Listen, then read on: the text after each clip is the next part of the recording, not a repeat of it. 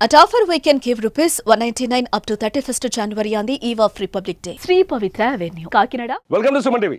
ఈ బడ్జెట్ నిజంగా దేశ ప్రజలకి పెద్ద పెద్ద వరాల్ని మోసుకొచ్చిందని చెప్పాలి. చాలా పాజిటివ్ బడ్జెట్. గడిచిన అంటే 10 ఏళ్ళు పరిపాలించింది మోదీ సర్కార్. ఇది మూడోసారి మోదీ 3.0 నడుస్తుంది. 3.0లో మోదీ ప్రభుత్వం దేశ ప్రజలకి ఎప్పుడూ ఊహించనంత గొప్ప వరాలను ఇచ్చింది. అందులో మొదటి వరం రైతులకి ఈ బడ్జెట్లో అత్యధిక ప్రాధాన్యతనిస్తూ నిర్మలా సీతారామన్ కొన్ని చాలా ఉపయోగకరమైన ప్రతిపాదనని తెరపైకి తీసుకొచ్చింది. ప్రధానమంత్రి ధనధాన్ వ్యవసాయ యోజన కింద ఓ కొత్త పథకాన్ని ప్రకటించారు నిర్మలా సీతారామన్. ఈ ప్రధానమంత్రి ధనధాన్ యోజన కింద మనకు వచ్చే బెనిఫిట్ ఏంటి అనేది ఒకసారి చూద్దాం.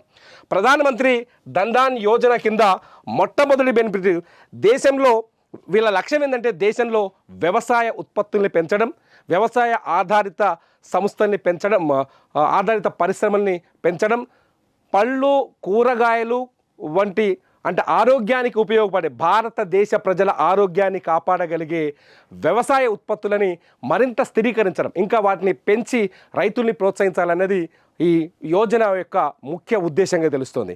ప్రధానమంత్రి ధనధాన్ వ్యవసాయ యోజన కింద ముఖ్యంగా వాళ్ళు తీసుకున్న పెద్ద నిర్ణయం ఏంటంటే గోడౌన్స్.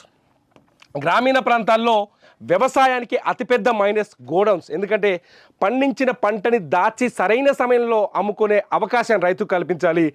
గోడౌన్స్ని ఎక్కువగా ఏర్పాటు చేయడం వల్ల ఈ అవకాశం దొరుకుతుంది. సో ఈ ప్రధానమంత్రి ధనధాన్ యోజన కింద గోడౌన్స్ నిర్మాణం పెంచాలని ఒక నిర్ణయం తీసుకుంది. అట్లాగే నీటిపారుదలకు ఎక్కువ నిధులు ఖర్చు చేయాలనుకుంటోంది. నీటిపారుదల పైన ఎక్కువ నిధులు ఖర్చు చేయాలని చూస్తోంది. అట్లాగే రుణ సౌకర్యాలు పెంచే అవకాశం ఉంది. వ్యవసాయానికి రుణ సౌకర్యాలని పెంచాలని చూస్తోంది. గోడౌన్స్, నీటిపారుదల, రుణ సౌకర్యాన్ని పెంచడం వల్ల రైతుని ఆర్థికంగా బలోపేతం చేయడం, రైతులో ఆత్మస్థైర్యాన్ని పెంచడం లక్ష్యంగా కేంద్రం ఈ బడ్జెట్లో ప్రధానమంత్రి ధనధాన్య వ్యవసాయ యోజనని తీసుకొచ్చినట్టుగా చాలా స్పష్టంగా అర్థమవుతుంది. ఈ యోజన ద్వారా దాదాపు 1,70,00,000 మంది రైతులకి బెనిఫిట్ లభించే అవకాశం కనిపిస్తుంది. దేశంలో ఉన్న 1,70,00,000 మంది రైతులు నేరుగా బెనిఫిట్ అయ్యే అవకాశం కనిపిస్తుంది. ప్రధానమంత్రి ధనధాన్ వ్యవసాయ యోజనని మొదటి విడతగా 100 జిల్లాల్లో అమలు చేయాలని చూస్తోంది. అమలు చేస్తామని ప్రకటించారు. 100 జిల్లాల్లో ప్రధానమంత్రి ధనధాన్య యోజనని అమలు చేస్తామని నిర్మలా సీతారామన్ పార్లమెంట్లో ప్రకటించారు. అట్లాగే ఇప్పటివరకు కిసాన్ క్రెడిట్ కార్డులు ఉన్నాయి. ఏవైతే కిసాన్ క్రెడిట్ కార్డులు ఉన్నాయో, కిసాన్ క్రెడిట్ కార్డులకు ఇప్పటివరకు 3 లక్షల వరకే కిసాన్ క్రెడిట్ లిమిట్ ఉండేది. దాన్ని 5 లక్షలకు పెంచారు. 5 లక్షలకు పెంచుతూ నిర్ణయం తీసుకున్నారు. నిజంగా ఇది సూక్ష్మ చిన్న తరహా రైతులకి, సన్నకారు రైతులకి, ముఖ్యంగా సన్నకారు రైతులకి చాలా బెనిఫిట్ ఇచ్చే నిర్ణయంగా కనపడుతోంది.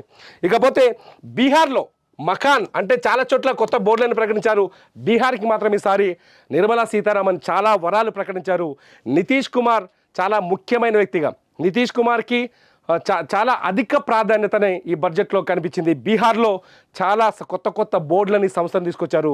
అగ్రికల్చర్ సెక్టార్కి వచ్చేసరికి మకాన్ అంటే పూల్ మకానా ఉంటుంది కదా మనకి, మకానా బోర్డుని ఏర్పాటు చేస్తామని బీహార్లో మకానా పంట ఎక్కువ.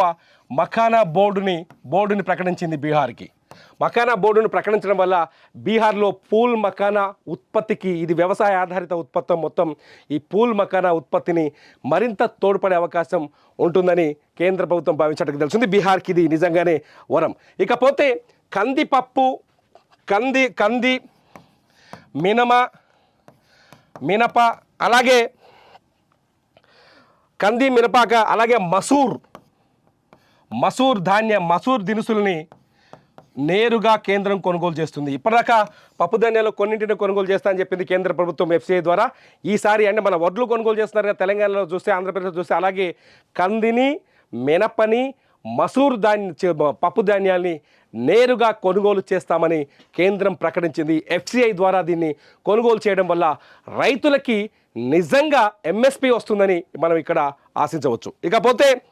ఇకపోతే పండ్లు కూరగాయల ఉత్పత్తిని ప్రోత్సహించడానికి కొత్త పథకాలు తీసుకొస్తామని చెప్తోంది. పళ్ళు కూరగాయలు నిజంగా దేశంలో ఈజీ అగ్రికల్చర్ పెరిగిపోయింది, పళ్ళకి కూరగాయలకి దిగుబడి బాగా పడిపోయింది. పళ్ళ కూరగాయల దిగుబడులు చాలా పడిపోయినాయి. మనం ప్రతిసారి చూస్తున్నాం ఇమీడియట్లీ ద్రవ్యోబలం పెరిగినప్పుడు పళ్ళ ధరలు కూరగాయల ధరలు ఆకాశాన్ని అంటుతాయి. వీటన్నిటిని కంట్రోల్ తీసుకొచ్చేందుకు పళ్ళు కూరగాయలు సాగు చేసే రైతులకి ప్రత్యేక రుణ సౌకర్యాలు కావచ్చు, ప్రత్యేక ఏర్పాట్లు కావచ్చు ఇచ్చేందుకు ఈ బడ్జెట్లో అధిక నిధుల్ని కేటాయించారు నిర్మలా సీతారామన్. ఇకపోతే రైతుల ఆదాయాన్ని పెంచే ప్రయత్నం ఇది 100 జిల్లాలు. ఇకపోతే వ్యవసాయ అభివృద్ధికి ఆర్టిఫిషియల్ ఇంటెలిజెన్స్ సపోర్ట్ కూడా తీసుకుంటామని చెప్పింది. వ్యవసాయంలో అధునాతన వ్యవసాయ విధానాలు కావచ్చు, వ్యవసాయంలో సైంటిఫిక్ విధానాలు కావచ్చు, అధునాతన వ్యవసాయాన్ని అభివృద్ధి చేయడం కోసం ఆర్టిఫిషియల్ ఇంటెలిజెన్స్ సపోర్ట్ తీసుకుంటామని ప్రకటించారు నిర్మలా సీతారామన్. ఇక లాస్ట్ పాయింట్కి వచ్చేస్తే national institute of food processing యూనిట్ని ఏర్పాటు చేయబోతున్నారు. ఈ national institute of food processing unit దీనివల్ల వ్యవసాయంలో సరికొత్త పరిశోధనలకి అవకాశం ఏర్పడుతుంది. ఇకపోతే 120 యూరియా ప్లాంట్లను కూడా ఏర్పాటు చేయబోతున్నారు. దీనివల్ల వ్యవసాయ పంటల అధిక దిగుబడికి అధిక ప్రాధాన్యత, అధిక నిధులు ఖర్చు చేసినట్టు అవుతుంది.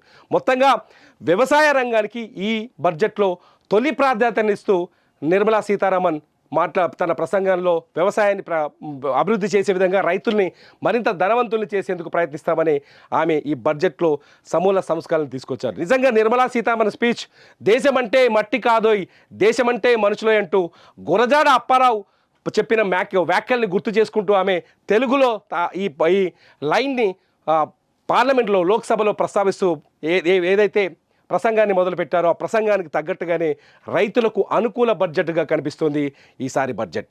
రైతులు ఈ బడ్జెట్ని ఎలా ఫీల్ అవుతున్నారు? ఈ వీడియో కింద ఖచ్చితంగా మీరు కామెంట్ చేయండి. మీ కామెంట్స్ పైన నేను మరో వీడియో చేస్తాను.